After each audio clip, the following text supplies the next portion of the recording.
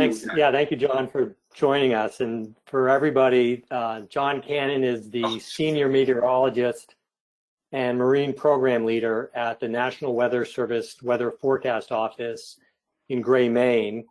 John obviously is a key stakeholder, a user of NERACOOS observations and models, and he's going to tell you about how he does a lot of that.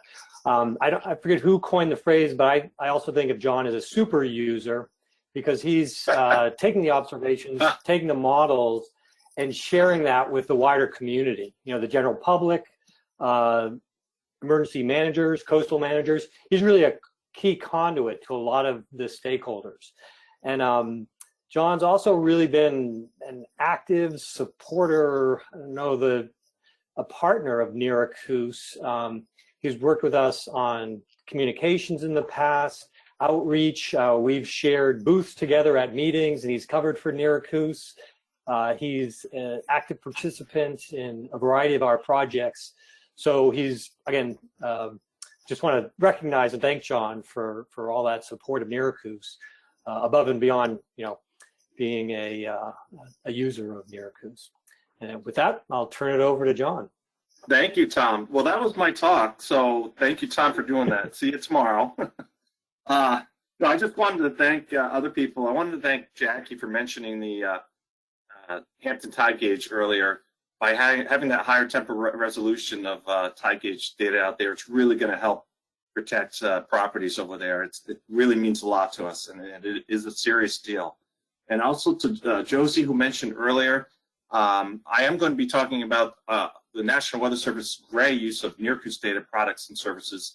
But while doing that, I remembered that Josie said, we need to think of new ideas of how we can challenge ourselves with new collaborative initiatives. So hopefully some ideas will come out of this. I have a fair amount of material, but I tend to go through things fairly quickly. These are National Weather Service forecast zones for the marine layer. And the great thing about NERACOOS observations is we have just about one in every forecast zone. So what that allows for is a validation of our forecasts over the waters. That's for off the coast of Massachusetts and Maine, but they do extend further south. Our forecasts in the future are going to actually go out to 60 nautical miles. Right now they go out to 40 nautical miles over the water. So that will include buoy M in the future that'll be captured in it, and other buoys as well. So our forecast will be expanding. So one of the great things one of our forecasters did when NERACOOS first came online is your data was so easily available that he was able to create climatologies out of your data sets in a very easy manner, because you lay out the data very, very simply.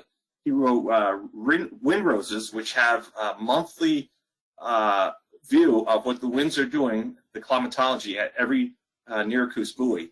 He also wrote scripts that showed how frequent fog develops over the buoys, and we always knew that mid-coast Maine and down east Maine was one of the foggiest places in the world, and we proved it by doing a climatology with your buoy. So we appreciate the data for that, and that really helps us in our forecast scheme as we move along. The other thing we noticed when we first started looking at NERACOOS data, when it first came on board, was the visibility data. We've never had that over the coastal waters. We had it at lighthouses. Portland had light, for example, but we started seeing the effects of ocean effect snow bands, lowering of visibility in that region as snow went over each buoy, and also marine accidents, dense fog. We saw dense fog banks come in, and a while back, there was a starbound trawler that was sank by a Russian ship, and that's as soon as the visibility dropped on visibility B, which is shown on the second plot there. So that type of information became very important to us going down the road. We had never had that over the waters. And again, visibility still very important with Arctic sea smoke. And as you can see in these plots, every time the air temperature drops, every hour or so, you can see the visibility correspondingly drop at the same time. So if you were to overlay those two graphs, you would see a correlation in the air temperature dropping and the visibility dropping. We had never seen that over the waters before. Very interesting data, and we thank you for that. So that is how we use your data. We use your data when NERACOOS sends us freezing spray forecasts. Freezing spray is very limited. Forecasts are very limited along the East Coast. Basically, the Gulf of Maine is one of the few spots that gets freezing spray along the coast until you go into Canada. So we have very limited resources. So we appreciate and utilize very heavily the resources that you send to us. The bare bone knuckles of NERACOOS is the raw buoy data. These are the plots that Pam saw when she came to our office, and this is how we see it on our screens. When we look at coastal fronts, easterly winds, and convergence and heavy rain along the coast, your buoys become very important to show the differences of what's happening over land versus what's happening over water. You're looking at a radar reflectivity loop. In this particular night, 6 inches of rain fell in Portland in 3 hours, and there was extreme flooding. So we appreciate the information and the raw buoy data. The same thing for in the winter. You're looking at radar imagery in the upper left, and the snow is actually building in off the water from east to west, which is very rare. But this is called the Norland Trough. And again, those signatures, when you have wind shifts on the buoys and coastal fronts, that type of information is very important to us. And again, the coastal front and coastal interactions and terrain interactions are huge, and the buoys help to pick that for us.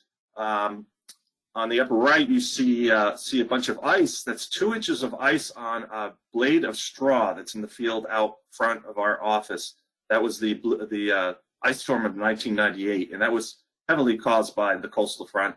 Also severe storms. You can see a tennis ball size hail that I got out of a ice cream freezer that was in a mom and pop store in New Hampshire that fell a few years back. Again, sticking with severe storms, when NERACOOS first came on board, the cell phone technology was great. We had reports of 40, 50 knot winds with that particular squall line in the upper left-hand corner, whereas NOAA buoys were blocked out. It was satellite data, so the convection, the lightning blocked out the data, so it was critical to have the NERACOOS data that day. On the bottom left, you're seeing a squall line rapidly moving through the Gulf of Maine, and each individual squall was moving at the same speed as a deep water wave would in the Gulf of Maine. And what that entailed after that was to create a immediate tsunami along the coast. And that was captured by buoy E with the rapid loss in pressure that fell in that region. Here's a better depiction. There's a little graphic of buoy E sitting there over the water. There was a gravity wave released in the Gulf of Maine, and a tsunami, immediate tsunami, hit Boothbay Harbor 45 minutes later, causing damage along the coast. The boat you see in the lower right-hand corner, the tide's supposed to be going out at that point, so the boat should be pointing the other way. But there were 20-minute period waves with those immediate tsunamis. We also like having your plots where we compare the forecast of what the buoy waves are going to do versus the observations of what the buoys are doing. It gives us a feel of how we should adjust our forecast. What's the bias of the model? So your buoys help do that, and these plots help do that. Speaking of waves, we have very large waves when we have hybrid storms. And a hybrid storm is halfway between a nor'easter and a tropical storm. It's something similar to the perfect storm of '91, the Halloween storm. Those types of slow-moving back-building storms create very huge waves. Nor'easters do it well as well.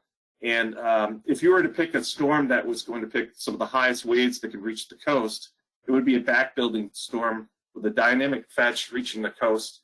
You have your waves gradually increasing, and when you hit the landfall, you get a rapid increase of waves. And the reason I bring that up is Tom and I and others have worked quite a bit working on large battering waves and the damage they do, because the focus of warnings and hazards in the National Weather Service has always been for high water levels, not wave action. Well, it turns out that wave action, as you can see in the lower right-hand picture, can take homes and throw them in the ocean, whereas the upper left-hand picture, yes, you have extreme flooding. Those are mailboxes in the foreground, and you have 3 feet of water in the streets. That is bad. There was damage due to flooding. However, when the flooding receded, it was minimal, whereas the houses the homes that were along the beachfronts were really taken out to sea. So to make something simple out of this complex diagram, Tom and I and others started working on wave run-up and how waves create damage along the shore. That's basically if you take the entire water level and you take a wave bore up the beach, we're trying to forecast whether or not that wave will strike a sand dune or not and create erosion. And so Tom and I and others with NERACOOS worked on these forecast plots of water level and waves. If you have a high water level and a high wave situation, that's a combined synergistic effect to create problems along the coast. So we created these forecast plots of when damage was going to occur in the future. And you may notice on the screen that you do not have to reach flood stage to create damage. You can have erosion without reaching flooding. And so with time, I created matrices where the forecasters could actually go to those wave height and water level combinations, and the matrix would tell the forecaster what type of hazard to create, a coastal flood watch, warning, and advisory. And then that finally ended up with the NERACOOS and GMRI wave run-up plots that actually forecast whether or not there's going to be erosion or coastal flooding with any given storm, which is great stuff and great accomplishments over the years. Here are the forecast locations that NERACOOS has for these wave run-up locations. This is how what I can access. So if I see a storm is coming, I can use your data to see if we're going to have erosion or flooding. So I'll give you a couple examples, recent examples of how we used your data during storms in real time. First of all, you're looking at a wave crashing along a sand dune in Saco. It's near the Ferry Beach Ecology School in Saco, Maine. And it's a tremendous picture. That blast in the air is brown. It's full of sand.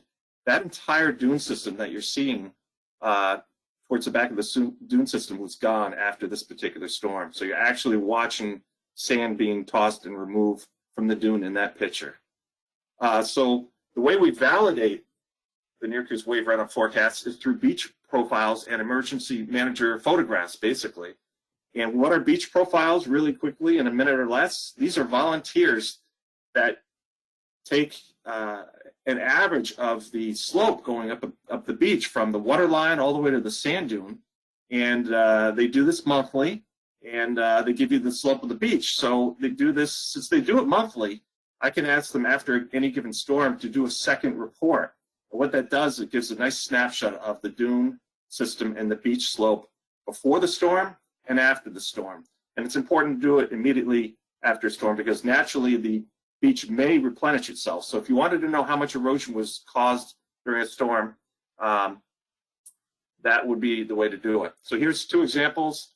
October 30th, we had very low astronomical tide, very, very low tides, but a high wind, strong storm surge event, signature. The storm's going to move to our west. We're going to have strong southeast winds. What's going to happen? Well, in the forecaster's thought, that's going to be tough. We know that we're going to have high winds because we have very highly anomalously warm temperatures in the Gulf of Maine, and that will allow mixing and high winds to occur during the storm. We also have the NERACOOS climatologies that help us, and they were showing very warm waters before the storm hit, and that's very important for mixing winds down to ground level. This is actually a plot from buoy E from a few days ago, and it's amazing with all the cold air we've had over the last week. The warm water is pegged right now. We're going into spring with very warm water out there, and that's going to be very important to know. So we had a very large storm surge, almost 3 feet. That's one of our highest we've ever had, but it occurred at low tide, near low tide, at a very low astronomical tide. So the NERACOOS wave run-up forecast, before getting too deeply into the diagrams, focus on mostly the erosion and not the inundation, and that's exactly what happened. And there was the area of erosion as you're looking at the slope of the beach changing from the green line to the red line. It lost about a half a meter of sand over a period of about 30 meters. I know I'm going through this really quickly, but it's just for the idea of showing you more the types of things we work with NERACOOS as opposed to the complete detail. January 4th, 2018, nearly record high tide storm event. Talk about importance of the Hampton tide gauge. This is Hampton, New Hampshire. They had water rescues. I talked to the fire chief after this.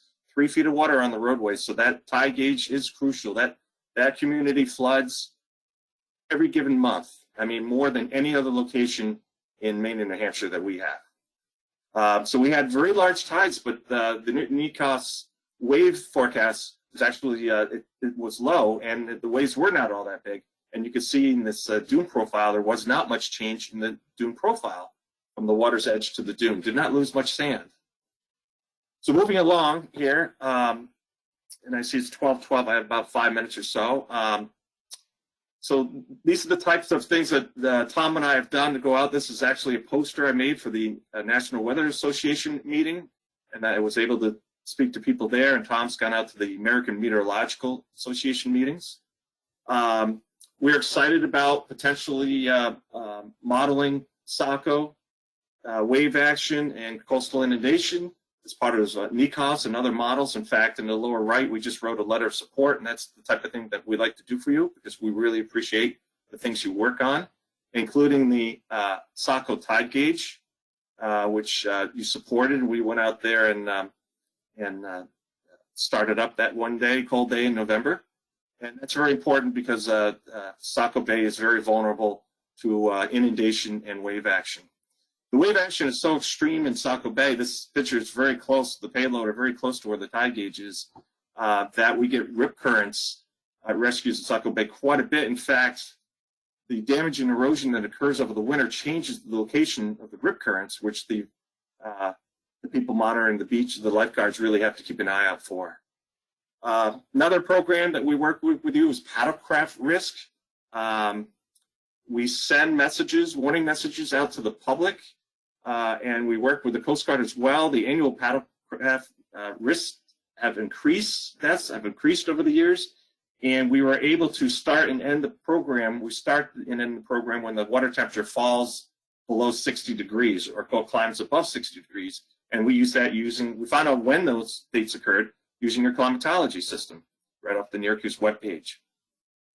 All this information is sent through our decision to support briefings. It includes quite a bit of NERACOOS information in there, splashover information, tide information from NERACOOS. We really appreciate it.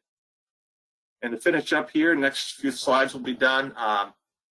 The emergency managers use your data through our product systems to mitigate and protect life and property, which is our eventual goal here. They also use reverse code 911, code red, and CERT teams, emergency response teams, to help mitigate these effects. One or two last things. Tom helped us out with social science on effective messaging by visiting us for some meetings. And what your input did from NERACOOS was actually to develop storm surge graphics for the National Hurricane Center and storm surge watch and warnings products. So your efforts are now being used nationally with the Hurricane Center. When somebody is trying to decide whether or not to seek safety or seek hazards, which other people do, there's the cognitive thoughts, knowledge about hurricanes, forecasts, social relationships. What are they going to do? If you live near a meteorologist next door and they're bordering up, you might want to take note. And their feelings about hurricanes and all that. That gives them a worldview and traits in social media. And that's the type of stuff that Tom worked on and others that week. And it's important because it makes you decide whether or not you believe the danger is real. It makes you know whether or not to fear for yourself or loved ones, know how to respond, and have the resources to respond. So with that, with 30 seconds left to go, that's it. We also do outreach with you, and very happy to do that. This is at the Maine Fishermen's Forum a few years back. That might actually be Rue on the right, I'm not sure. But if you have any questions, I will leave it with this. A 90-day temperature outlook for, this is actually for May, June, and July. And I think some of these outlooks may be partly attributed to the extreme water temperatures in the Gulf of Maine and parts of the East Coast right now might really be affecting us for another very warm and dry summer. That's it. Thank you very much.